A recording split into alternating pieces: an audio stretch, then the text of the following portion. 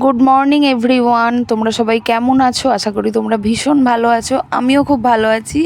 তোমরা সবাই জানো যে উইকডেজে আমার কতটা সকালবেলা ব্যস্ততা থাকে। ব্যস্ততার পরেই যে আমি এক কাপ চা নিয়ে বসে পড়েছিলাম। তারপর আজকে ভাই এসেছিলো বলে এই ব্রেকফাস্ট বানিয়েছিলাম। আজকে আমরা 3 ভাই বোনে একসাথে লাঞ্চ করতে বসেছি, কারণ অনেক দিন পর ভাই এসেছে। তো 3 জনে একসাথে লাঞ্চ করতে বসে খুব আনন্দ করেছি। তারপর আমরা এই যে বাইরের বাচ্চাদেরও খেতে দিতে চলে এসেছিলাম। আজকে যেহেতু বৃষ্টিটা কম হয়েছে, আজকে মোটামুটি সবাই প্রায় খেতে এসেছে।